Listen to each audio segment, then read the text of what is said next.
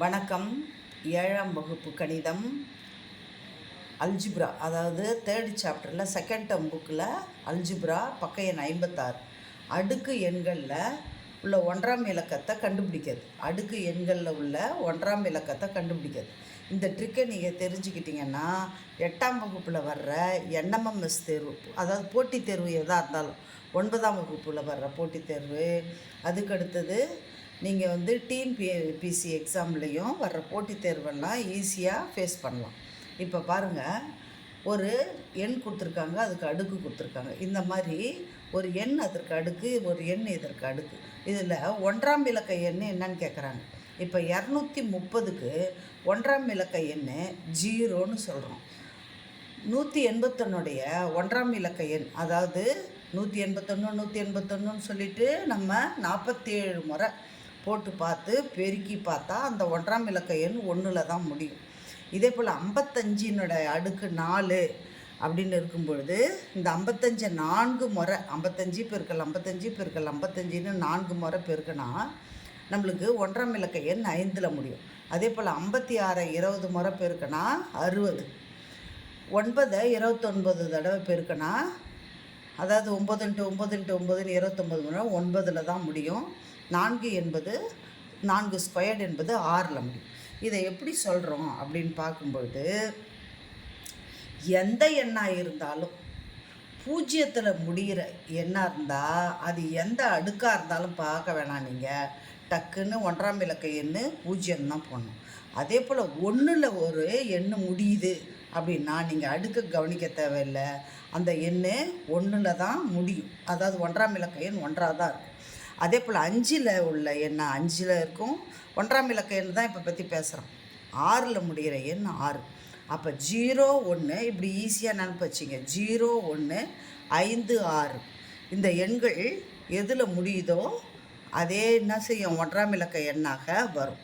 இப்போ இந்த 2 எண்ணை பார்த்துக்கிட்டிங்கன்னா, இந்த 9ன்ற எண்ணும் 4ன்ற எண்ணும் அடுக்கு ஒத்தப்படையாக இருந்தால் அதே எண்ணில் முடியும்.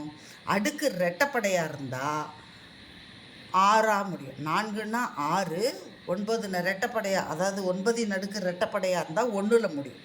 ரெட்டப்படையாக இருந்ததுனாக்கா 1ல் முடியும். ஒத்தப்படையாக இருந்தால் 9ல் முடியும். இந்த 4 அடுக்கு ரெட்டப்படையாக இருந்தால் 6ல் முடியும்.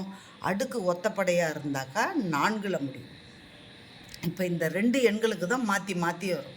இந்த 4 எண்களுக்கும் அதே எண்ணு தான் நம்மளுக்கு 1ஆம் இலக்க எண்ணாக வரும். இதே விந்தையில் 54வது பக்கம் கொடுத்துருக்குறாங்க. இந்த 54வது பக்கத்தில் பார்த்திங்கன்னா, அதாவது இங்கே 32,043 என்ற எண்ணினுடைய அடுக்கை பார்த்திங்கன்னா, இது கணித விந்தையில் வரும். அதாவது 1லேருந்து 10 வரைக்கும் உள்ள எண்கள், அதாவது 9 வரைக்கும் உள்ள எண்களே நம்ம என்னது மாற்றி மாற்றி வருது. இங்கே பாருங்கள், 1 0 2 6 7 5 3 8 4 9, அதாவது 1லேருந்து 9 வரைக்கும் உள்ள எண்கள். 0லேருந்துன்னு கூட வச்சுக்கலாம். 0லேருந்து 9 வரைக்கும் உள்ள எண்கள் வருது பாருங்கள். 1 2 3 4 5 6 7 8 9 10 நம்பர்ஸ். 0லேருந்து 9 வரைக்கும் உள்ள எண்கள் வருகின்ற அடுக்கு பார்த்திங்கன்னா 32,043. இந்த ஸ்கொயர் பண்ணும்போது இந்த கணித விந்தையில் இதெல்லாம் கேட்பாங்க. அப்போ இந்த 10 எண்களும் வர்ற மாதிரி பார்த்திங்கன்னா இந்த 32,043 ஸ்கொயர்டு வரும். இன்னொரு விந்தை பாருங்கள், ஒரே அடுக்கு ஒரே அடுக்கு என்னது அடுத்தடுத்த எண்களாக அமையுது பாருங்கள். இப்போ 3 square is equal to 4 square. 3 square plus 4 square is equal to எதுக்கு சமம், 5 ஸ்கொயருக்கு சமம். 3 × 3 9, 4 × 4 16. அது எதுக்கு சமம், 25க்கு சமம். அப்போ பாருங்கள், இது அடுத்தடுத்த எண்கள் அடிமானங்களாக வருது. அது அடுக்காக இருக்கும்பொழுது, அடுக்கு ஸ்கொயர்டாக இருக்கும் பொழுது நம்மளுக்கு ஈக்குவலாக இருக்குது பாருங்கள். அதே போல் 10 ஸ்கொயர் 11 ஸ்கொயர் 12 ஸ்கொயர், அதுக்கு விடை பார்த்திங்கன்னா 13 ஸ்கொயர் ப்ளஸ் 14 ஸ்கொயர் உங்களுக்கு ஆன்சராக வந்துடும். இதை 10 ஸ்கொயர் 100 121 144 இது 3த்தையும் கூட்டிங்கன்னா 13 ஸ்கொயர் 169 கூட 14 ஸ்கொயர் கூட்டினா இதுக்கு ஈக்குவலாக அமையும்.